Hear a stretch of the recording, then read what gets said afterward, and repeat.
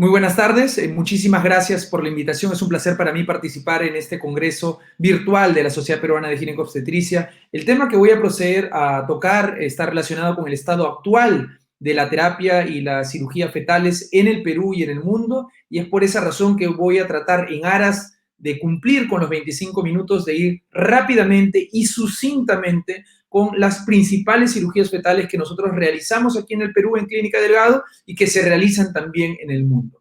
Como ustedes pueden ver en mi primera diapositiva, siempre realzo la importancia de conservar la inversión de la pirámide de atención prenatal, dándole ese matiz que tiene la ecografía del primer trimestre para el diagnóstico temprano de malformaciones que permitan la realización de intervenciones fetales. Recuerden la etapa en la cual nos encontramos. Les recomiendo leer este artículo sobre las intervenciones fetales en la actual época de la pandemia por COVID-19 y la importancia de no detenernos en la realización de este tipo de cirugías que permiten tratar al feto como paciente.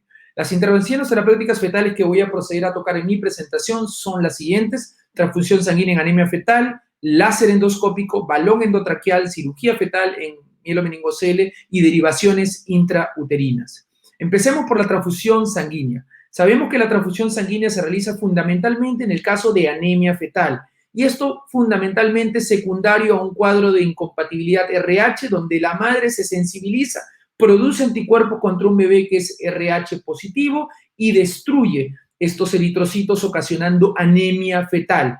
Esta anemia fetal se diagnostica ecográficamente, como ustedes pueden ver aquí en la imagen, por ascitis fetal, es decir, signos ecográficos, cardiomegalia, y por estudio Doppler, evaluando el pico sistólico de la velocidad, mejor dicho, la velocidad pico sistólico de la arteria cerebral media. Asimismo, para el tratamiento es importante dominar la técnica llamada cordocentesis, que puede ser transplacentaria, es decir, cuando la placenta está en la cara anterior y con una aguja de amniocentesis tratamos de llegar a la inserción del cordón umbilical en la placenta y luego a la vena umbilical. Puede ser transamniótica, como ustedes pueden ver en el video, donde la placenta está en la cara posterior y tenemos que atravesar el amnios para llegar a la inserción de la vena umbilical en la placenta, o puede ser de asa libre de cordón, donde obviamente tenemos que pinchar la vena umbilical evitando las arterias umbilicales y de esa forma producir broncoespasmo. Esa es una de las intervenciones fetales que realizamos en Clínica Delgado, que actualmente se realiza y que ha disminuido la mortalidad intrauterina en casos de anemia fetal. Vámonos ahora a embarazos múltiples. En embarazos múltiples tenemos dos grandes complicaciones: síndrome de transfusión fetofetal y restricción selectiva del crecimiento. ¿Qué es el síndrome de transfusión fetofetal? Es un problema agudo donde hay un desbalance de flujos entre dos gemelos que comparten la misma placenta, donde uno de ellos se desangra en el otro bebé a través de anastomosis placentarias. En el caso de la restricción selectiva del crecimiento, es una complicación de una gestación gemelar monocorial, es decir, comparten la misma placenta, donde a uno de ellos le ha tocado una pequeña porción de la placenta y al otro le ha tocado una mayor porción de la placenta, y por lo tanto no crece al mismo ritmo que su gemelo, que su cogemelo. En este sentido, es importante primero determinar en ecografía si la gestación es monocorial o bicorial. Si es bicorial, vamos a tener en el primer trimestre el signo de lambda, y si es monocorial, vamos a tener el signo de la T. ¿Por qué es importante definir la corionicidad? Porque, como ustedes pueden ver en esta imagen, aquellos que son dicoriales tienen mejor supervivencia que aquellos que son monocoriales biamnióticos, que aquellos que son monocoriales monoamnióticos. Y en aquellos que son monocoriales en el primer trimestre, aquellos que tengan una discrepancia mayor al 10% en la longitud corononalga, nos va a traducir una complicación que ya hemos tocado, que es la restricción selectiva del crecimiento, y en el caso haya una discrepancia en translucencia nucal, esta nos va a traducir un síndrome de transfusión fetofetal. Por lo tanto, resumiendo, en embarazo múltiple, cuando hay un flujo desbalanceado, tenemos síndrome de transfusión fetofetal. Ecográficamente esto se manifiesta en un bebé en oligoamnios, pozo vertical menor a 2 centímetros, gemelo donante, y un gemelo receptor cuyo pozo vertical mayor es superior a los 8 centímetros, si es que la gestación es menor a 20 semanas, o mayor a 10 centímetros si la gestación es mayor a 20 semanas. Si hay asimetría placentaria, tenemos una restricción selectiva del crecimiento que operacionalmente consiste en una discrepancia mayor al 25%, donde el gemelo pequeño es menor al percentil 10. Luego tenemos la secuencia TAPS, la secuencia anemia policitemia gemelar, donde hay una discrepancia en las velocidades pico de las arterias cerebrales medias, donde esta complicación se presenta por lo general en el 95% de los casos como consecuencia de una cirugía láser por síndrome de transfusión fetal que dejó vivos algunos vasos o anastomosis placentarias. Y luego tenemos la malformación TRAP o secuencia TRAP, donde tenemos un gemelo acárdico, un gemelo que no se ha desarrollado bien y que parasita al gemelo bomba, que tiene que realizar doble trabajo, o cuyo corazón tiene que realizar doble trabajo. Uno, bombear su propio cuerpo y bombear al gemelo parasítico, que tiene flujo reverso. En ese sentido, es importante entender que tanto para síndrome de transfusión fetal como para restricción selectiva de crecimiento en el Perú, en Clínica Delgado, utilizamos la ablación láser de anastomosis placentarias, con la salvedad de que en síndrome de transfusión fetal el objetivo es salvar a los dos. Realizamos una dicorionización láser de la placenta monocorial para interrumpir ese flujo desbalanceado. En el caso de la restricción selectiva de crecimiento, el tratamiento es paliativo y lo realizamos para proteger al gemelo mayor de la muerte inminente del gemelo más pequeño. Es por esa razón que, como ustedes pueden ver aquí, nosotros, habiendo identificado la anastomosis, procedemos a quemarla con el flujo láser y luego identificamos la siguiente, volvemos a quemar y unimos las dos. Para realizar este procedimiento es importantísimo identificar el ecuador placentario. En el mundo, normalmente se realiza también la cirugía láser para síndrome de transfusión fetal. En el caso de restricción selectiva de crecimiento, en algunos países, como en España, por ejemplo, realizan la ablación de cordón del gemelo más pequeño, porque obviamente la supervivencia de este bebé está realmente comprometida. Entonces, hasta el momento vamos así. En transfusión sanguínea por anemia fetal, en el Perú y en el mundo, realizamos cordocentesis, es decir, transfusión sanguínea. En el caso de síndrome de transfusión fetal y restricción selectiva de crecimiento en el Perú, nosotros realizamos láser de anastomosis placentarias. En el mundo, en la mayoría también realizan ese tipo de láser y en algunos países realizan ablación de cordón umbilical.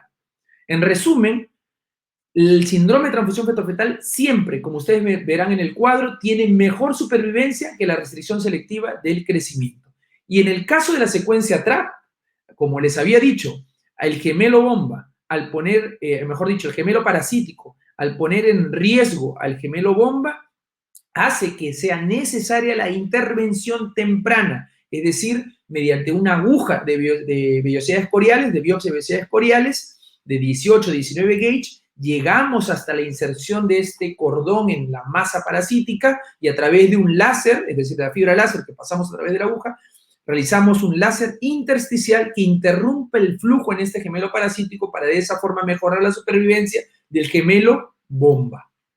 En el caso del secuestro broncopulmonar, como ustedes pueden ver aquí en la evidencia, nosotros realizamos este procedimiento alrededor de las 28 semanas y básicamente consiste en esta masa pulmonar que tiene un vaso nutricio proveniente de la arteria aorta en quemarlo. Y de esa forma, cuando esto se da, vemos que la supervivencia alcanza casi el 95% de los casos, con una edad gestacional del nacimiento a las 38-39 semanas y del procedimiento a las 28 semanas. En resumen, en láser, en secuestro broncopulmonar, tanto aquí en Perú como en el mundo, se realiza el láser intersticial del vaso nutricio.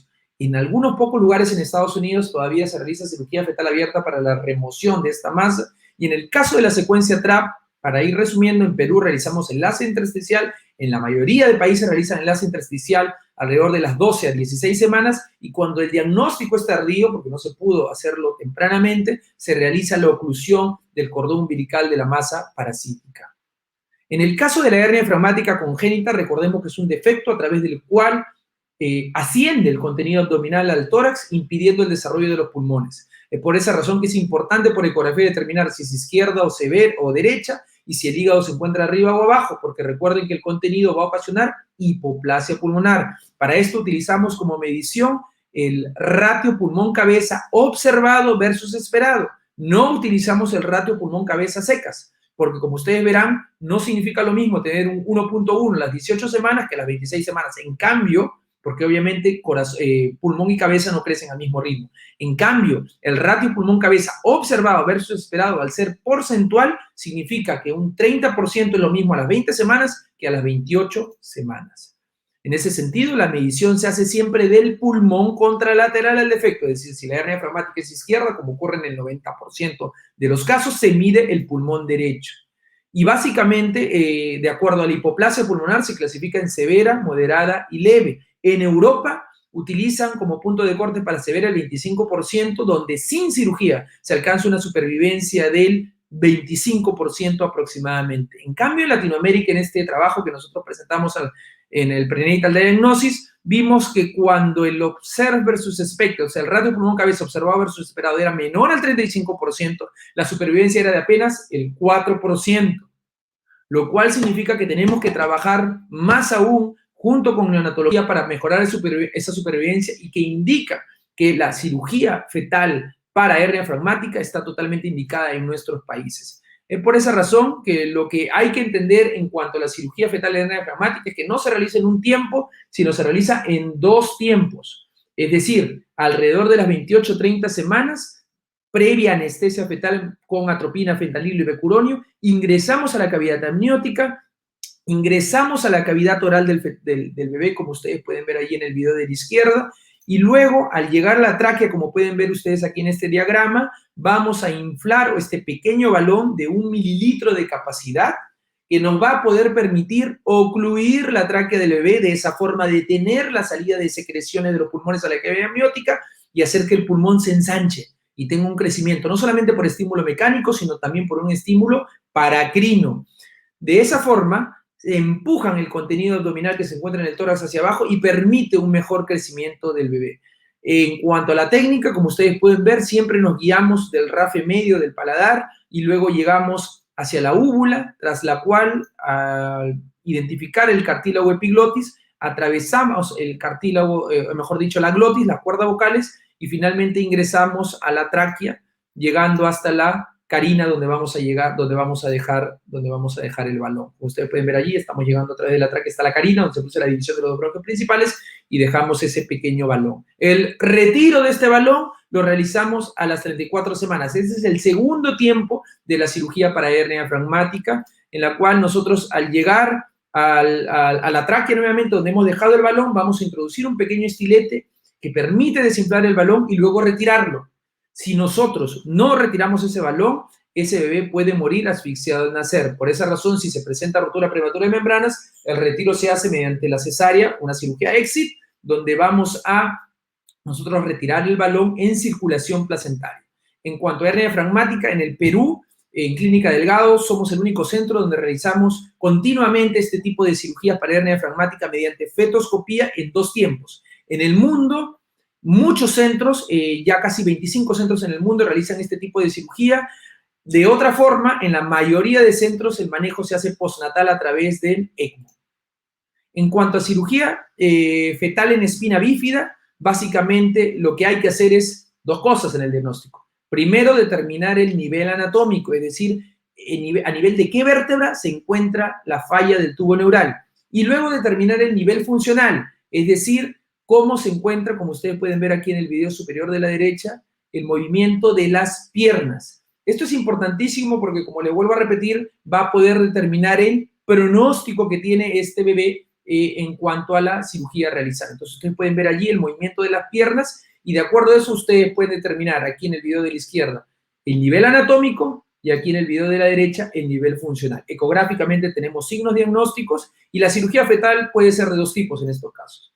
Abierta, es decir, a través de una histerotomía donde el neurocirujano es el que realiza la corrección. La cirugía fetal por espina bífida es una cirugía fetal del neurocirujano pediatra. Nosotros como maternos fetales damos la exposición. Es la única cirugía fetal hasta el momento donde el materno fetal no es quien realiza la cirugía propiamente dicha, es quien guía, es quien lidera el equipo, pero el operador es el neurocirujano. Y por esa razón es importante tener en cuenta y darle tributo a quien verdaderamente realiza este tipo de cirugía.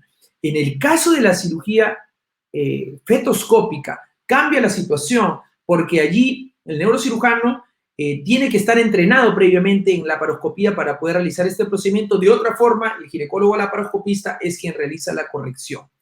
En el Perú, actualmente se realiza la cirugía fetal abierta, no se realiza la cirugía fetoscópica. En el mundo, la mayoría de centros realiza la cirugía fetal abierta porque es la que tiene alta evidencia. En la cirugía fetoscópica la realizan ciertos países con, a su vez, dos técnicas distintas. Una con exposición de útero, que es como realizan fundamentalmente en Estados Unidos, y otra con útero adentro, es decir, totalmente endoscópica, como realizan en ciertos países, cabezando todo esto Brasil a través de la doctora Denise Lapa.